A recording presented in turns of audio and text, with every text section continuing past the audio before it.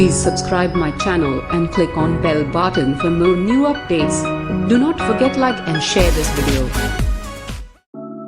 নমস্কার বন্ধুরা, আমি পুতুল চলে এসেছি নতুন একটা রেসিপি নিয়ে, আলুর কষা। আমি এখানে পরোটাটাও বানিয়েছি, আর পরোটা আর আলুর কষা একসঙ্গে খাওয়াবে বলে আমি পরোটার ভিডিওটা বড় হওয়ার জন্য আমি দুটো ভিডিও আলাদা আলাদাভাবে সেন্ড করেছি, ভিডিওটা আপলোড করব। যদি পরোটাটার রেসিপিটা দেখতে চাও অবশ্যই আমার এই ডিসক্রিপশানে চলে আসবে, ভিডিওটা শেষে দেখে নিও। চলুন আমি এখন দেখে নিই কীভাবে বানাতে হয় আলুর কষা। সেজন্য এখানে আমি দুটো বড় আলু নিয়ে নিয়েছি, চৌকো চৌকো করে ছাল ছাড়িয়ে কেটেও নিয়েছি। কড়ার মধ্যে তেল দিয়েছি, সর্ষের তেল। তেলটা আমার গরম হয়ে গেছে। আমি ফোড়নে দিচ্ছি শুকনো লঙ্কা, জিরে আর পানমরি। এখন আমি দিয়ে দেবো গোটা আলু, কেটে রাখা আলুগুলো।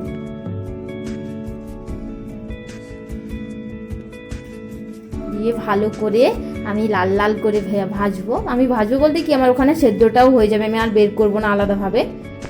আমি অল্প পরিমাণ মতো পুরো লবণটা দিয়ে দিচ্ছি, একদম লবণটা দেওয়া হয়ে গেছে। আমি এখন ভালো করে নেড়ে চেড়ে নিলাম। একটা থালা দিয়ে ঢাকা বন্ধ করে রেখে পুরো আলুটা সেদ্ধ হওয়া পর্যন্ত অপেক্ষা করব।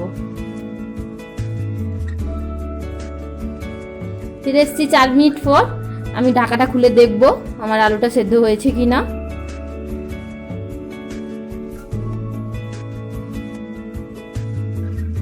আমার আলুটা সেদ্ধ হয়ে গেছে, আমি চেক করে নিলাম। এই যে আমার আলুটা সেদ্ধ হয়ে গেছে। আমি এর মধ্যে দিয়ে দিচ্ছি কাঁচা লঙ্কা চিরা, দিয়ে নেড়ে নিলাম। দেব পেঁয়াজ কুচি,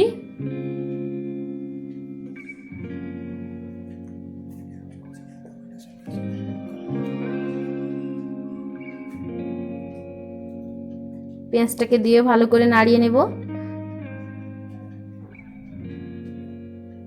আদা রসুন বাটা,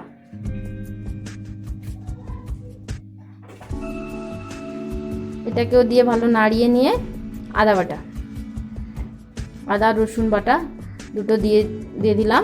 দিয়ে ভালো করে একটু নাড়িয়ে নেব, নাহলে কাঁচা গন্ধ বেরাবে। কষিয়ে নেওয়ার পরে দিয়ে দিচ্ছি টমেটো কুচি।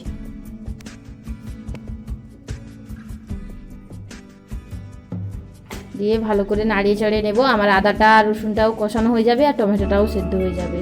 মশলাটা আমার প্রায় কমপ্লিট।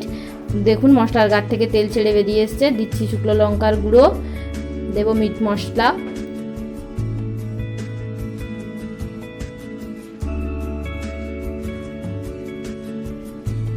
হলুদ গুঁড়ো,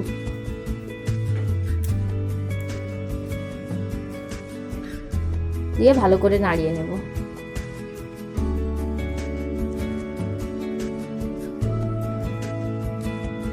আপনারা চাইলে জল নাও দিতে পারেন, আমি এখানে অল্প একটু জল ব্যবহার করছি।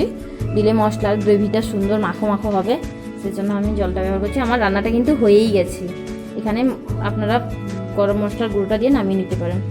আমি এখানে একটু জল দিলাম, অল্প একটু জল দিয়ে ভালো করে মশলাটাকে পুরো নাড়িয়ে নেব।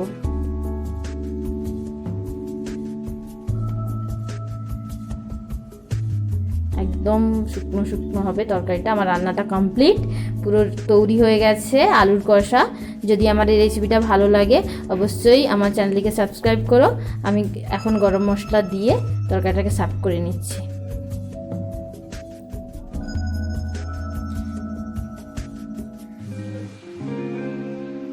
তৈরি হয়ে গেছে আলুর কষা, পরোটার সঙ্গে খাওয়ার জন্য একেবারে পারফেক্ট রেসিপি।